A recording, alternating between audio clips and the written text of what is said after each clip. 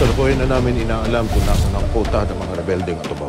Pinatakas namin siya. Ang hindi niya alam, meron tayong taong nakasunod sa kanya. Ngayong Biyernes, Ayos ka. Nakikinig ka naman pala eh. O sige na.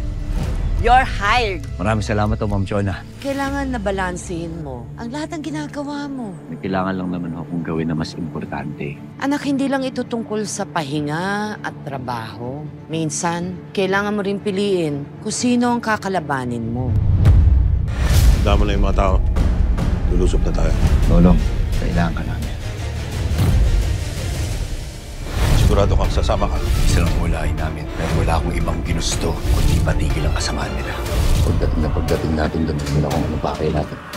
Ang makuhang ugtaw. Ano to? Kayong magkapatid lang magtutulungan? Ang ginagawa mo rito, mas may sasama ka sa amin.